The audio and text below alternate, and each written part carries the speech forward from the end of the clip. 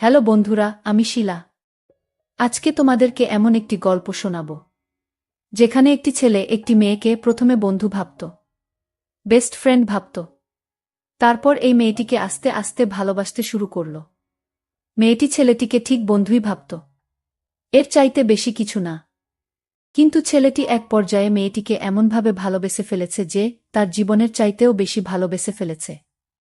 একদিন ছেলেটি তার ভালোবাসা প্রকাশ করতে গেলে মেয়েটি তার সাথে যা করল তা শুনলে বন্ধুরা তোমাদের কলিজা কেঁপে উঠবে। তাহলে চলুন বন্ধুরা, গল্পটি শুরু করি।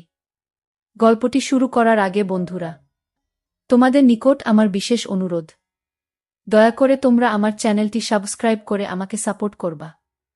আমার পাশের বাসার একটা মেয়ে নাম সাধনা, আর ছেলেটির নাম আবু সায়েম। সাধনা আর সায়েম দুজনেই খুব ভালো বন্ধু বলতে পারেন, একজন আর একজনকে ছাড়া চলে না। হঠাৎ করে একদিন সায়েম সাধনাকে মজা করতে করতে বলল, সাধনা, আই লাভ ইউ। ও বলে, শুন সায়েম, আমি তোকে ভালোবাসতে পারবো না, তুই শুধু আমার খুব ভালো বন্ধু। এই কথা বলেই চলে গেল সাধনা। সায়েম তার কথা শুনে হাঁ করে থাকিয়ে রইল।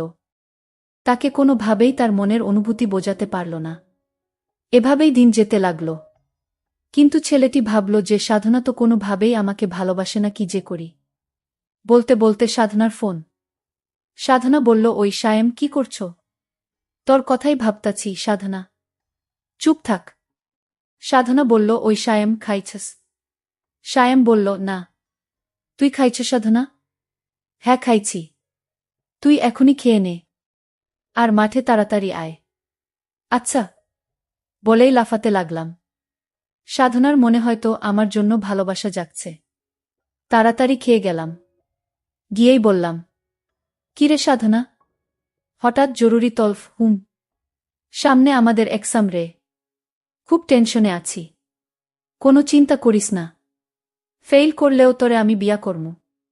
তারপর 2টা ক্রিকেট খেলার টিম বানামু, তোর এক দল, আমার এক দল।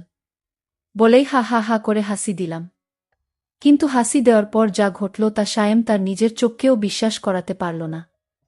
এমনভাবে সায়েমের গালে চড় মারল সাধনা জেনা গাল দিয়ে ধোয়া বের হচ্ছে। চড়টা মেরেই সাধনা বলা শুরু করল, তোকে বন্ধু করেই জীবনের বড় ভুল করছি। তোর মতো ছোট মনের মানুষকে বন্ধু ভাবাটাই আমার ভুল হয়েছে। আজ থেকে আমাদের বন্ধুত্ব এখানেই শেষ। বলেই চলে গেল সাধনা। আর আমার চোখ দিয়ে বৃষ্টির মতো পানি পড়ছে। কিছুই বুঝতে পারলাম না। খুব খারাপ লাগছে। শেষমেশ বন্ধুত্বটাও শেষ। কেমন জানি স্বপ্ন স্বপ্ন লাগছে। তাও কিছুই করার নেই।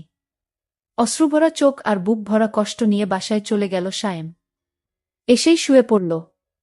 বালিশটাও ভিজে গেছে। পুরানো স্মৃতিগুলো মনে পড়ছে বারবার সায়েমের। প্রতিদিন ওকে ফোন দিয়ে ঘুম পাড়ানো, ঘুম থেকে জাগাতাম। দিনে কমপক্ষে 100 বার ফোন। আর মেসেজ তো আছেই। সব স্মৃতিগুলো মনে পড়ছে সায়েমের। আমাদের বন্ধুত্ব শেষ হলেও আমি ঠিক আগের মতোই ফোন দিতাম, মেসেজ দিতাম। সাধনা খুব বিরক্ত ফিল করত। তারপরও কথা বলতে চাইতাম। হঠাৎ একদিন দেখলাম সাধনা পার্কে এক ছেলের সাথে হেসে হেসে কথা বলছে। এমনভাবে কথা বলছে ওই ছেলেটার সাথে দেখে মনে হচ্ছে যেন তারা দুজন স্বামী স্ত্রী। ছেলেটার সাথে সাধনা কথা বলছে দেখে মনের ভিতরটা কেঁপে উঠছে। আমার মনে হচ্ছে যে না, আমার মাথার উপর আসমান ভেঙে পড়ছে। ছেলেটার সাথে এমন আচরণ করছে, আমার কাছে মনে হচ্ছে যেন তারা জনম জনমের পরিচিতি। তাদের খুব অন্তরঙ্গ অবস্থায় দেখে মনটা খারাপ হয়ে গেল। আমি পার্কের এক কোণ থেকে তাদের এই অবস্থাটা লক্ষ্য করলাম। যেন কলিজাটা ছিঁড়ে যাচ্ছে। একটু পর আমি দেখলাম তারা যেন একটু গভীরে নির্জনে যেতে শুরু করল। সেখানে একটি কুঁড়ে ঘর আছে। তারা সেখানে গিয়ে খুব তাড়াহুড়া করে সেই কুঁড়ে ঘরের ভিতর ঢুকে পড়ল। সেখানে তারা 2 থেকে 3 ঘন্টা অতিবাহিত করল। আমার আর বুঝতে বাকি রইল না, যাকে জীবনের সবচেয়ে বেশি ঘনিষ্ঠ ভাবতাম, যার কাছ থেকে একটু সুখ পাওয়ার জন্য সব সময় বেকুল থাকতাম, তার আজ এই অবস্থা দেখে মনের ভিতরটা ভেঙে পড়ল। তাই বাসায় এসে পড়লাম। বুকটা ব্যথা করছে। তাই ভাবলাম সাধনাকে একটা ফোন দেই। অনেকবার কল হওয়ার পর রিসিভ করল সাধনা। ফোনটা ধরতেই সায়েম বলল, বুকে ব্যথা করতেছে। সাধনা বলল, ব্যথা করা ভালো। এখন আমাকে আর ডিস্টার্ব করবি না, পরশু আমার পরীক্ষা। আচ্ছা নাপা খেলে ব্যথা যাবে? হ্যাঁ যাবে। এখন আর ফোন দিস না প্লিজ, কিছুই পড়া হয়নি। কয়টা খাবো? উফ, তোর যতটা খেতে মন চায় খা। প্লিজ সায়েম, আর ডিস্টার্ব করিস না। সায়েম তার সমস্ত আবেগ নিয়ে বলল, সাধনা শেষবারের মতো বল, তুই কি আমায় ভালোবাসিস না? সাধনা বলল না। আর বলল, সায়েম এসব কথার কোনো মানেই হয় না। আমরা জাস্ট ফ্রেন্ড, তোর অনুরোধে কিন্তু এবার ফ্রেন্ড হইছি। তাই যা বলছ ভালো করে বুঝে বলিস। থ্যাঙ্কস সাধনা, রাখি। ওকে রাখ। আর ভবিষ্যৎ যেন এমন কথা আর না শুনি। ওকে, তাহলে এখন রাখি। ফোনটা রাখবে এমন সময় সায়েম বলল, সাধনা একটা কথা বলি। সাধনা বলল, কি বলবি বল। সায়েম অত্যন্ত নরম সুরে বলল, আজ তোকে পার্কে একটা ছেলের সাথে দেখলাম। সত্য করে বলবে সাধনা, ছেলেটিকে? তোর সাথে এই ছেলেটির কিসের সম্পর্ক? সাধনা বলল, ও আমার লাভার। সায়েম সাধনার মুখ থেকে কথাগুলো শুনে একেবারে নীরব হয়ে রইল। তার ভিতর থেকে আর কোনো কথা মনে হচ্ছে বের হচ্ছে না। হাত পা একেবারে অবশ হয়ে যাচ্ছে। একটু নীরব থেকে সায়েম বলল, সাধনা, আমার কিছু ভালো লাগছে না। এই কথা শোনার পর সাধনা ফোনটা কেটে দিল। ফোনটা কেটে দিয়ে মনে মনে ভাবতে লাগল। একসময় সাধনা মেয়েটা সারাক্ষণ আমার খবর নিত। এখন আর নেয় না, আর জিজ্ঞেস করে না কাউকে পছন্দ করিস কিনা সায়েম। আর আগের মতো কি করতে হবে বলে না। হঠাৎ বুকের ভিতরে আবার চিপ দিয়ে উঠে। বুকটা চেপে ধরে একটু বিছানায় শুয়ে পড়লাম। খুব কষ্ট হচ্ছে। আবার বিছানা থেকে উঠে আমাকে নাপা খেতে হবে। কষ্টা খাবো? সাধনা তো বলেই দিয়েছে, যতটা ইচ্ছে ততটা তুই খা। সবগুলো ওষুধ মুখের ভিতরে পুরে ঘুমিয়ে পড়লাম। কাক ডাকা ভোরে উঠে পড়ে সাধনা। মোবাইল চেক করে একটা দীর্ঘশ্বাস ছাড়ে। যাক, আজ কোনো মেসেজ ও নাই, মিসড কল ও নাই। পড়ায় মনোযোগী হয়। সাধনা মন দিয়েই পড়তে থাকে। হঠাৎ মনটা যেন কেমন কেমন করছে। তবুও ভালো সায়েম জ্বালাচ্ছে না। ছেলেটার কোনো কমন সেন্সও নাই। যখন তখন ফোন দিয়ে বলবে, সাধনা এটা হয়েছে। এখন কি করব? ওইটা হয়েছে, বোরিং। কয়েক ঘন্টা কেটে গেলেও সাধনার মোবাইলের আলো জ্বলছে না।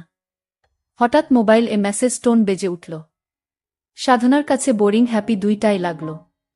মেসেজ অন করে হতাশ হয় রবি সিম কোম্পানির SMS। রবি সিমকে কয়েকশো গালাগাল দেয় সে। ঘড়ির ঘণ্টার কাঁটা ক্রমেই বেড়ে চলেছে, কিন্তু একটিবার এর জন্য সায়েমের মোবাইল থেকে কল আসে না। হঠাৎ সাধনার স্মরণ হয় গতদিনের কথা। সাধনা বুকে ব্যথা। ওর ভ্রু যুগল কুঁচকে যায়। মুখটা কালো হয়ে যায়। বুকের ভিতরটা খা খা করে উঠে। মন থেকে কত রকম ভয় করছে। রাত 9টা। সাধনা একদম পড়তে পারছে না। বারবার সায়েমের কথা মনে পড়ছে। সায়েমের মেসেজ তো তার বোরিং লাগে, কিন্তু সে কেন এখন সায়েমের মেসেজ খুঁজছে? কিছু না ভেবেই সায়েমের নাম্বারে ফোন দেয়। হ্যালো সায়েম, আমি সায়েমের বড় ভাই বলছিলাম। তুমি সাধনা, তাই না? সায়েম তোমার কথা বলেছে, এখন ও বাইরে আছে বন্ধুদের সাথে। পরে ফোন দিও। আপনি এরকম কেঁদে কেঁদে কথা বলছেন কেন? আমার কিন্তু ভয় হচ্ছে। আরে আমাদের বাড়িতে একজন মুরুব্বি মারা গেছে। ওনার জন্য মন খারাপ। আর কাল এক্সাম যেন ভালো হয়। ওকে ভাইজা, সায়েম এলে আমার কথা বলবেন। সাধনা কিছুই বুঝে না সায়েমকে কি সে ভালোবাসে। এক্সামের কথা মনে পড়তেই পড়তে বসে যায় সাধনা। পড়ায় মন না বসলেও জোর করে পড়ছে সে। হঠাৎ ঘুমের দেশে হারিয়ে যায় সে। ঘুমের মাঝে কে যেন চিৎকার করছে, সাধনা ভালোবাসিস। কণ্ঠটি পরিচিত, কিন্তু ধরতে পারছে না। হঠাৎ ঘুম ভেঙে যায়। আজ কাক ডাকার আগেই উঠে গেছে। সাধনার চোখে মুখে আতঙ্ক। মোবাইলটা হাতে নিয়ে কোনো মেসেজ নেই, নেই কোনো মিসড কল। সাধনা চায় হঠাৎ করেই একটা কল আসুক, আর নামটা ভাসুক সায়েম। কিন্তু নামটা আর ভাসে না। সাধনার মনে হচ্ছে সে সায়েমকে ভালোবাসে। যখন বলবে সায়েম ভালোবাসি, কতই না খুশি হবে সে। ভাবতেই অবাক লাগছে। এক্সামের পর সোজা সায়েমদের বাড়িতে চলে যায় সে। সায়েমদের বাড়িতে আগেও এসেছিল, তাই খুব একটা কষ্ট হয়নি। সায়েমদের ঘরে এত মানুষ কেন? সায়েমের বন্ধুরা সবাই এখানে। সায়েম কই? আগের বার এসেছিল তখন তো সায়েম কত খুশি হয়েছিল। সায়েমের ভাই সাধনাকে এগিয়ে নিয়ে যাচ্ছে। সায়েমকে দেখাবে বলে, কিন্তু সাধনার মনে খটকা লেগে যায়। এদিকে তো গোরস্তান এখানে কেন নিয়ে যাচ্ছে আমাকে? সায়েমের ভাই পকেটে হাত দিয়ে একটা ছেঁড়া পাতা দেয়া সাধনার হাতে। কাগজটি পড়তে শুরু করে। হ্যাঁ, এটা সায়েমের লেখা। কেমন আছিস সাধনা? আশা করি ভালো থাকারই কথা। ভাইজা চেয়েছিল তোকে জানাতে আমার অবস্থা ভালো না। কিন্তু এমনিতেই আমি তোর এক্সামের অনেক ক্ষতি করে ফেলেছি, তাই আর জানাইনি। এক্সাম কেমন হয়েছে? ওশরি, আমি তো আর বললেও শুনতে পাব না। সম্ভবত তুই আমার কবরের পাশে দাঁড়িয়ে। জানি না আমাকে কোনোখানে কবর দেওয়া হয়েছে, তবে আমি খুশি হয়েছি এই ভেবে যে আর তোকে ডিস্টার্ব করব না। আসলেই তোকে অনেক ডিস্টার্ব করেছি, মাপ করে দিস। আর হ্যাঁ, তোর লাভার পিঙ্কু অনেক ভালো, হ্যান্ডসাম, তোর সাথে মানা। সেদিন তোদের দুজনকে পার্কে আপত্তিকর অবস্থায় দেখে মনের ভিতরটা কেঁপে উঠেছিল। খুব খুশি হয়েছিলাম। আবার পিঙ্কু এবং তুই, তোরা দুজনের উপরেই রাগও হয়েছিলাম। আর ওশরি, তোর এমনেই অনেক টাইম নষ্ট করেছি। সামনে এক্সাম ভালো করে দিস।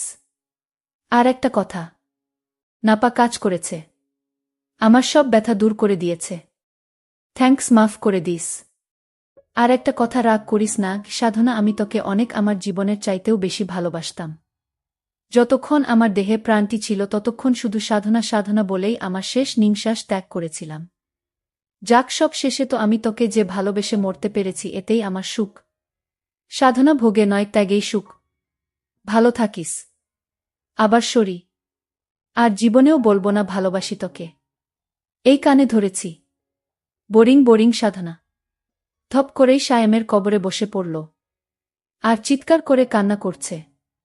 আর ওর মুখ থেকে বের হচ্ছে, সায়েম, এই সায়েম, ওঠ, একটিবার উঠ, একটিবার দেখ আমি এসেছি। তুই না আমাকে ভালোবাসিস? আমিও তোকে ভালোবাসি রে। ওঠ সায়েম, ওঠ। তুই না 2টা ক্রিকেট টিম বানাবি? আমি রাজি রে। তারপরও তুই ফিরে আয় সায়েম। চিৎকার করে বলছে, ফিরে আয় সায়েম, ফিরে আয়। তোকে খুব ভালোবাসি রে, ফিরে আয়। আর আমি সেদিন পার্কে একটি ছেলের সাথে তোকে দেখানোর জন্য মজা করছিলাম। আসলে আমি এইটুকু পরীক্ষা করতে চেয়েছিলাম যে তুই আমাকে কতটুকু ভালোবাস তা জানার জন্য। আমার ভুল হয়ে গেছে সায়েম, প্লিজ আমাকে ক্ষমা দে সায়েম। তুই আবার আমার কাছে ফিরে আয়, আমি তোকে আমার জীবনের চাইতেও বেশি ভালোবাসব। এই বলে সাধনা কান্নায় মাটিতে লুটিয়ে পড়ল। কিন্তু এখন আর কান্নায় লুটিয়ে পড়লে কি হবে? সময়ের কাজ সময়ে করতে হয়। আসলে সব সময় অভিনয় মানুষকে বিপদগামী করে তোলে।